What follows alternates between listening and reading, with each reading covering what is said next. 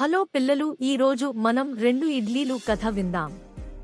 ఒక మహిళ ప్రతిరోజు తన ఇంటి పెట్టగోడపై ఆకులో రెండు ఇడ్లీలు పెడుతూ వచ్చేది. ఆకలితో ఉన్నవాళ్లు ఎవరైనా తింటారు అని. ఆ దారి వెంట వెళ్లే ఒక ముసలాయన ఆ ఇడ్లీలు తీసుకోవడం, ఏదో చిన్నగా గొనుక్కుంటూ వెళ్లడం జరిగేది. ఒకరోజు వేదవతి గోడ పక్కనే నిలబడి అతను ఏమి అంటున్నాడో వినాలని అనుకున్నది. అతను చెప్తున్న మాటలు: నువ్వు చేసిన పాపం నీ దగ్గరే ఉంటుంది. నువ్వు చేసే పుణ్యం వచ్చి నిన్నే చేరుతుంది. ప్రతిరోజు అతను ఈ మాటలే చెప్తున్నాడు. రోజు ఇడ్లీ పెడుతున్నాను, తీసుకుపోతున్నాడు. నువ్వు మహాలక్ష్మివి, చల్లగా ఉండమ్మా అని చేతులెత్తి మొక్కకపోయినా పర్లేదు. ఇడ్లీలు బావున్నాయని చెప్పకపోయినా పర్లేదు. ధన్యవాదాలు అమ్మా అని చెప్పడం కూడా తెలియలేదా ఇతనికి? ఏదో ఆ చెత్త వాగుడు వాగిపోతున్నాడు అని చాలా కోపంతో రగిలిపోయింది. అయినా ఇడ్లీలు పెట్టడం మరిచిపోలేదు. రోజురోజుకి అతనిపై పెరుగుతున్న కోపం అతనిని చంపేయాలి అనేంతగా మారిపోయింది. ఒకరోజు ఆ ఇడ్లీలపై కాస్త విషం చల్లి పెట్టబోయింది. కానీ మనసు ఒప్పుకోలేదు. చేతులు వణకడం మొదలెట్టింది. ఆలోచన మొదలైంది. చవద్దు, అతను అలా ఉంటే నేను ఎందుకు ఇలా మారిపోయాను అని ఆ ఇడ్లీలు పడేసి మంచి ఇడ్లీలు పెట్టింది. ఆ వ్యక్తి ఇడ్లీలు తీసుకుని మళ్లీ అవే మాటలు చెప్తూ వెళ్లాడు. కొట్టాలన్న కోపం వచ్చినా తనను తాను సమాధానపరుచుకుంది. ఆ రోజు మిట్ట మధ్యాహ్నం ఎవరో తలుపు కొట్టినట్టు ఉంటే వెళ్లి తలుపు తీసింది. ఎదురుగా మురికి బట్టలతో ఓ యువకుడు.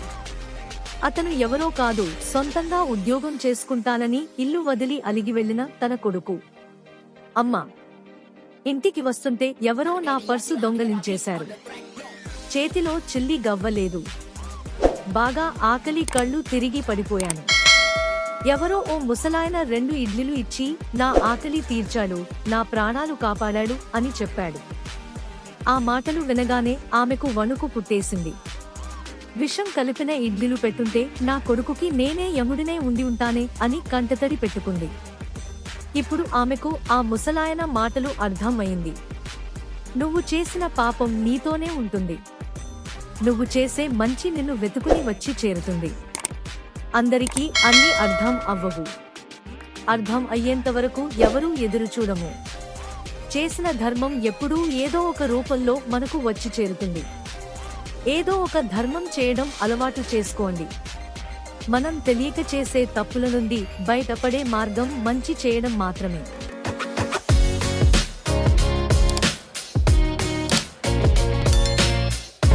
హలో పిల్లలు, ఈ రోజు మనం రాముడు సూర్యరత్నం అన్వేషణ కథ విందాం. దేవతలు మరియు మానవులు సహజీవనం చేసే అయోధ్య యొక్క ఆధ్యాత్మిక రాజ్యంలో భూమిలో సమతుల్యత మరియు శ్రేయస్సును కొనసాగించే పవిత్రమైన కళాఖండమైన సూర్యరత్నం కనిపించకుండా పోయినప్పుడు సంక్షోభం ఏర్పడుతుంది. రాజ్యం అంధకారంలో మునిగిపోతుంది. పంటలు ఎండిపోతాయి మరియు నిరాశ దాని నివాసుల హృదయాలను పట్టుకుంటుంది. శౌర్య యువరాజు మరియు దివ్య అవతారం అయిన శ్రీరాముడు సూర్యుని రత్నాన్ని వెలికితీసి అయోధ్యకు కాంతిని పునరుద్ధరించాలనే తపనను స్వయంగా తీసుకుంటాడు. తన నమ్మకమైన సోదరుడు లక్ష్మణుడు మరియు భక్త హనుమంతునితో కలిసి రాముడు మంత్రముగ్ధమైన అడవులు మరియు ప్రమాదకరమైన పర్వతాల మీదుగా ప్రమాదకరమైన ప్రయాణాన్ని ప్రారంభించాడు. వారి అన్వేషణ వారిని వివిధ పౌరాణిక జీవులు మరియు మోసపూరిత విరోధులను ఎదుర్కొనేలా చేస్తుంది. ప్రతి ఒక్కరూ ముగ్గురి ధైర్యం మరియు వివేకాన్ని పరీక్షిస్తారు. మార్గంలో వారు ఋషులు మరియు దైవిక జీవుల నుండి మార్గదర్శకత్వం పొందుతారు. వారి మార్గంలో ఉన్న సవాళ్లను అధిగమించడానికి వారికి శక్తిని ఇస్తారు. వారు తెలియని విషయాలలోకి లోతుగా అడుగు పెట్టినప్పుడు రాముడి సంకల్పం పరీక్షించబడుతుంది మరియు అతను సందేహం మరియు ఆత్మపరిశీలన యొక్క క్షణాలను ఎదుర్కొంటాడు. అయినప్పటికీ ధర్మంపై అతని అచంచల విశ్వాసం మరియు అతని రాజ్యం పట్ల అతని ప్రేమ అతనిని ముందుకు నడిపిస్తుంది. అతని సహచరులకు స్ఫూర్తినిస్తుంది మరియు దేవతల ఆశీర్వాదాలను పొందుతుంది.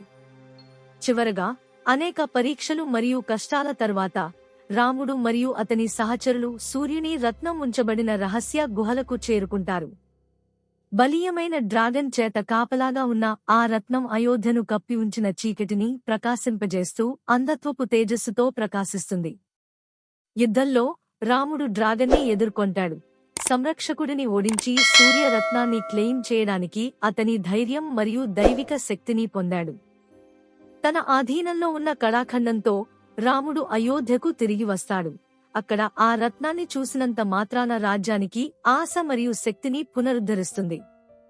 సంతోషకరమైన వేడుకలో అయోధ్య ప్రజలు రాముడిని తమ రక్షకుడిగా మరియు సరైన పాలకుడిగా కీర్తించారు.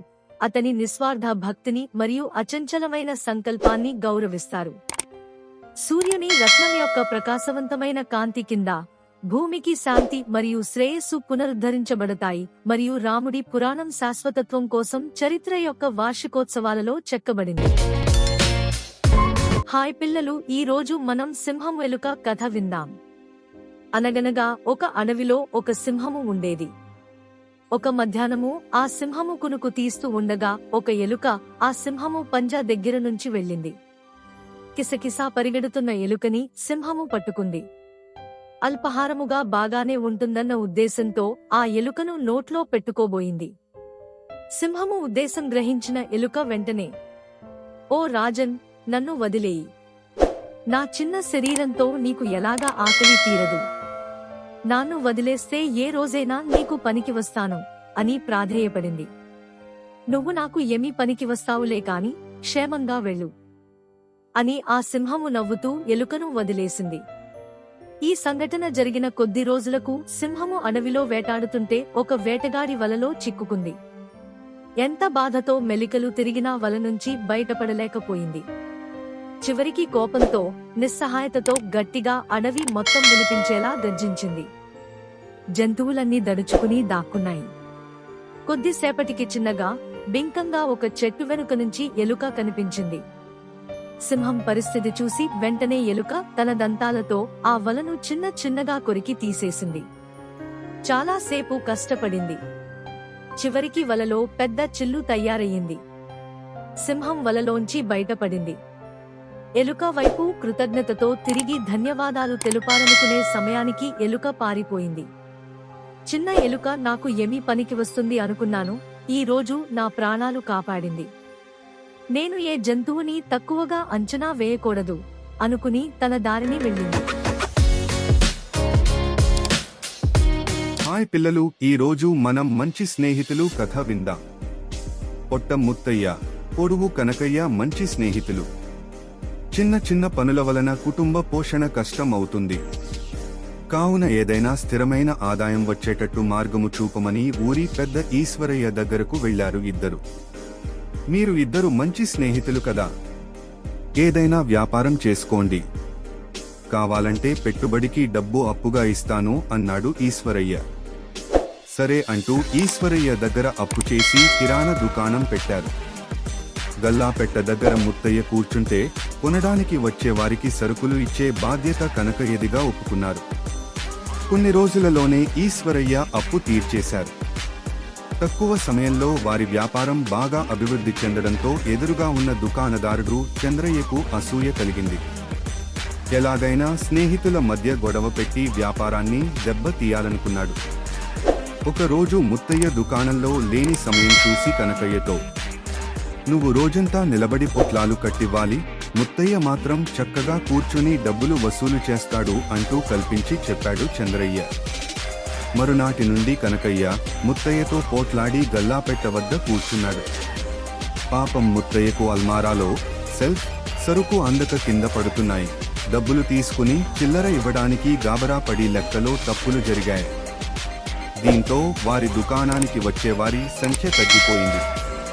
కొన్ని రోజులకు దుకాణం మూతపడే పరిస్థితి వచ్చింది.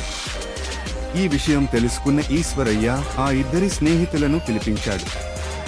మీలో భేదాలు రావడానికి కారణం ఏమిటి అని అడిగాడు. కనకయ్యతో చంద్రయ్య చెప్పిన మాటలు చెప్పాడు. అసూయతో చంద్రయ్య చెప్పిన మాటలు విని మీ వ్యాపారాన్ని చెడగొట్టుకున్నారు. అలా కాకుండా ఎప్పటిలాగే ఎవరి పని వాళ్ళు నిజాయితీగా చేసుకోండి, ఇతరుల మాటలని వినకండి అని బెదిరించి పంపాడు ఈశ్వరయ్య. స్నేహితులు ఇద్దరు తమ తప్పును తెలుసుకుని ఎప్పటిలాగే ఎవరి పని వారు చేసుకుంటున్నారు. దుకాణం మంచి లాభాలతో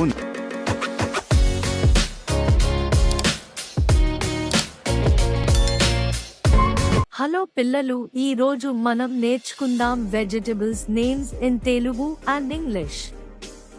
బ్రింజల్ వంకాయ, క్యాబేజ్ క్యాబేజీని, carrot carrot, cauliflower cauliflower, cucumber దోసకాయ, గార్లిక్ వెల్లుల్లి, జింజర్ అల్లం, లేడీస్ ఫింగర్ బెండకాయ, ఆనియన్ ఉల్లిపాయ, పొటాటో బంగాళాదుంప, టొమాటో టమాటో, పంకిన్ గుమ్మడికాయ, రాడిష్ ముల్లంగి, రిస్ట్ గోడ్ బీరకాయ, స్నేక్ గోడ్ పాముకాయ, స్పినిచ్ పాలకూర, స్వీట్ పొటాటో చిలకడ దుంప, అమరాంత్ తోటకూర, యాష్ గోడ్ బూడిద గుమ్మడి, beans beans, beetroot beetroot, Bengal gram కూర, బిటర్ గోడ్ కాకరకాయ,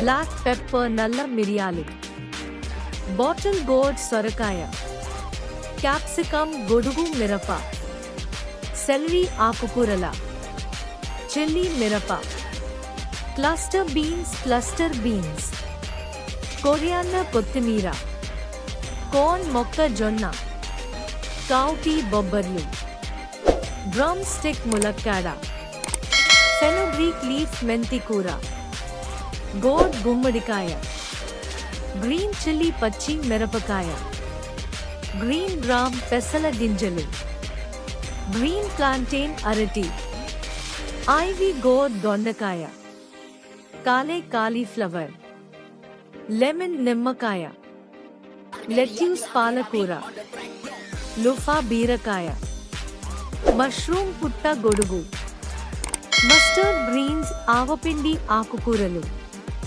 కర్రీ లీఫ్ కరివేపాకు, పీ బఠానీలు, పెప్పర్మెంట్ మిరియాల, ప్లాంటేన్ అరటి, టాపియోకా కర్ర పెండలం, మింట్ పుదీనా, టర్మరిక్ పసుపు, టర్నిప్లు, యామ్ యమ, జుకీనీ గుమ్మడికాయ.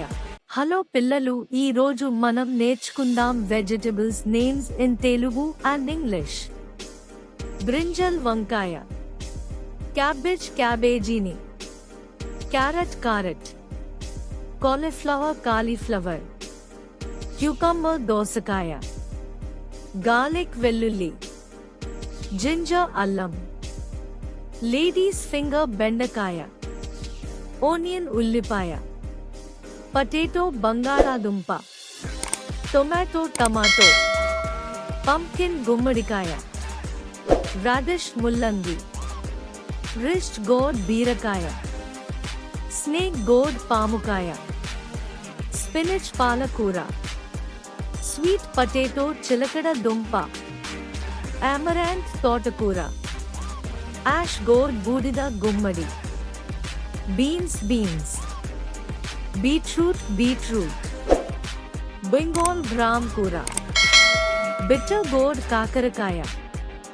బ్లాక్ పెప్పర్ నల్ల మిరియాలు, బాటిల్ గోడ్ సొరకాయ, క్యాప్సికమ్ గొడుగు మిరప, సెలరీ ఆకుకూరల, చిల్లీ మిరప, క్లస్టర్ బీన్స్, కొరియాండర్ కొత్తిమీర, కార్న్ మొక్కజొన్న, కౌపీ బొబ్బర్లు, డ్రమ్ స్టిక్ ములక్కాడ, ఫెనుగ్రీక్ లీఫ్ మెంతి కూర, గోడ్ గుమ్మడికాయ, గ్రీన్ చిల్లీ పచ్చి మిరపకాయ, గ్రీన్ గ్రామ్ పెసల గింజలు, గ్రీన్ ప్లాంటేన్ అరటి, ఐవీ గోడ్ దొండకాయ, కాలే కాలీఫ్లవర్, లెమన్ నిమ్మకాయ, లెట్యూస్ పాలకూర, లుఫా బీరకాయ, మష్రూమ్ పుట్ట గొడుగు, మస్టర్డ్ గ్రీన్స్ ఆవపిండి ఆకుకూరలు, కర్రీ లీఫ్ కరివేపాకు, పీ బఠానీలు, పెప్పర్మెంట్ మిరియాల, ప్లాంటేన్ అరటి, టాపియోకా కర్ర పెండలం, మింట్ పుదీనా, టర్మరిక్ పసుపు, టర్నిప్లు, యామ్ యమ, జుకీనీ గుమ్మడి.